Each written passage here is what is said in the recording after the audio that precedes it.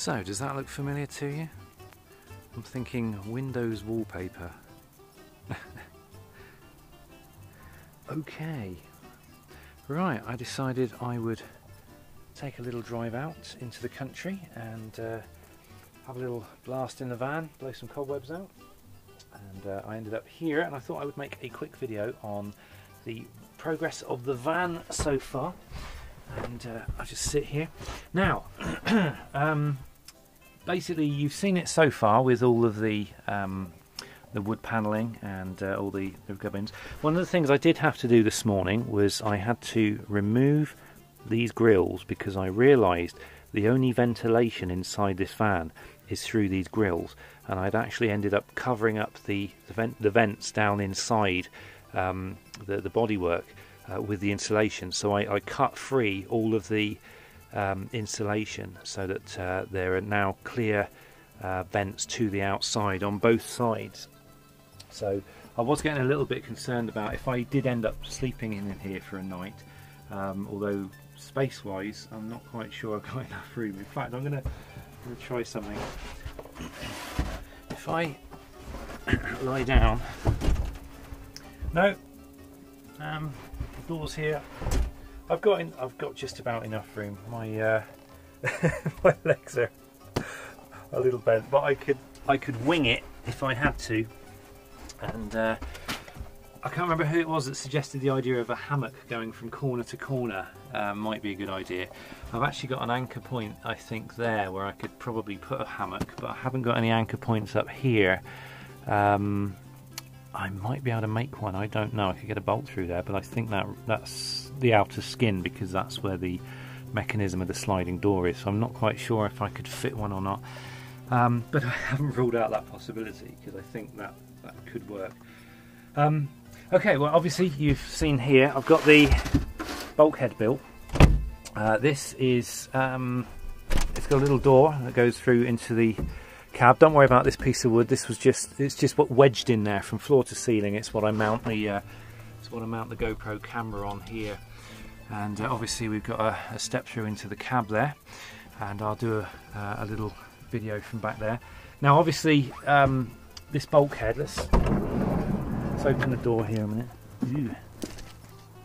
Muddy round here. Now, in order to get around the safety cage on the back of the driver's seat, I had to build this bulkhead so that it actually came out and across. And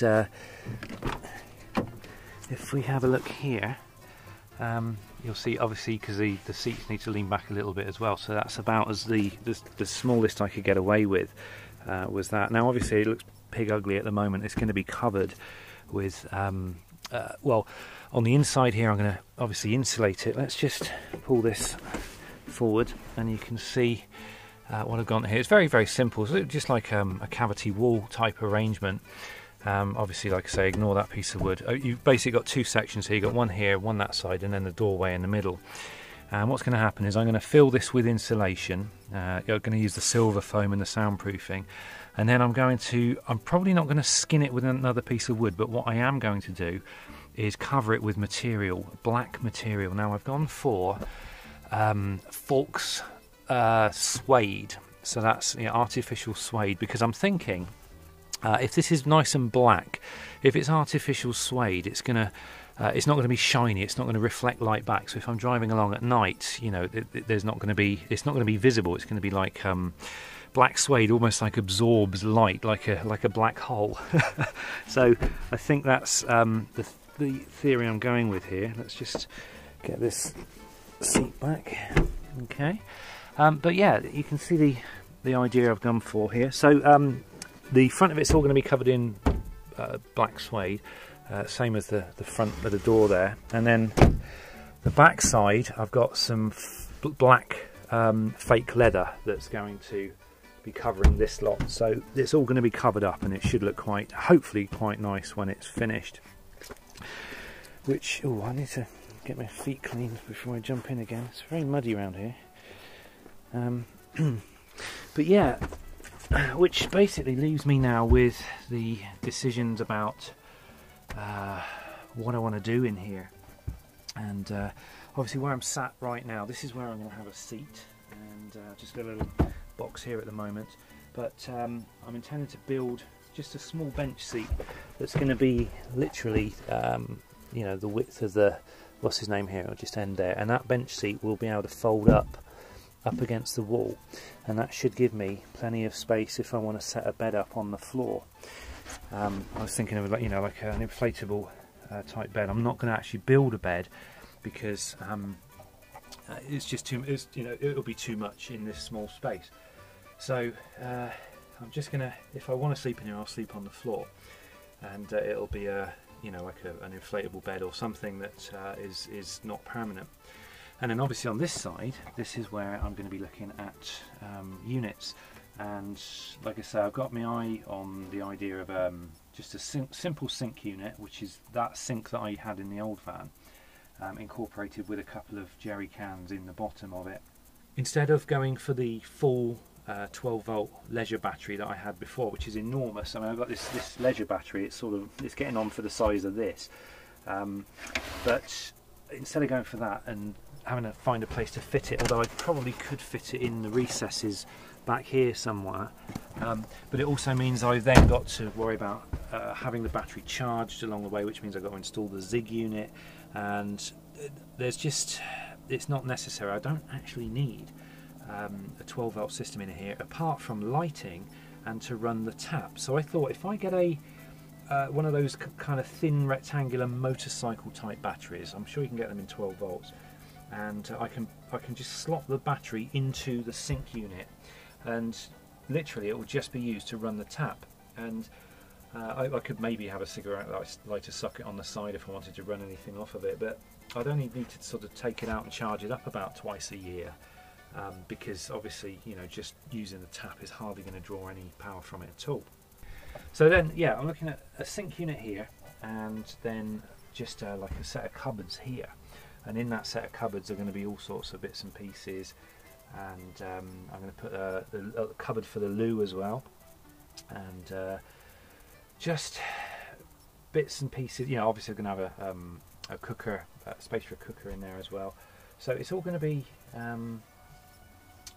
handy, so I can carry the stuff around with me, but both units are going to be completely removable, so I can just pull all the stuff out of them and then just take them out.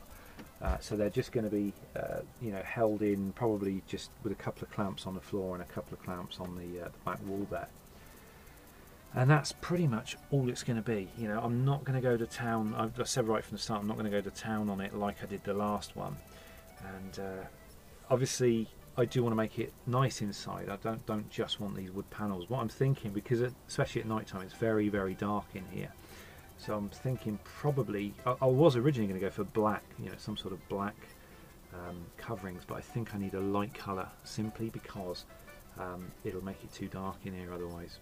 So I'll probably cover them over with some sort of light coloured material, possibly like leatherette like I had in the last one. But we'll have to wait and see.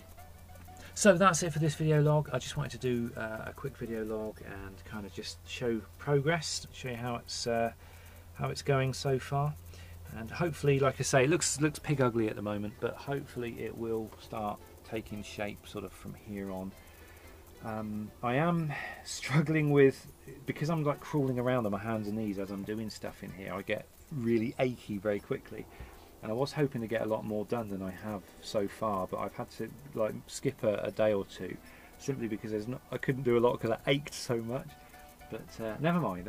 It's you know, it's a work in progress, and I seem to recall having this last time. It was when I built the camper van. It took me, I think it was about a month of just all the little things. They just build up and they take your time. I mean, for example, just putting that lip to that step down, that took me you know, that took about half an hour to get done, you know, measured up and put in and drilled and cut and all the rest of it, and it really eats away at your time and your day.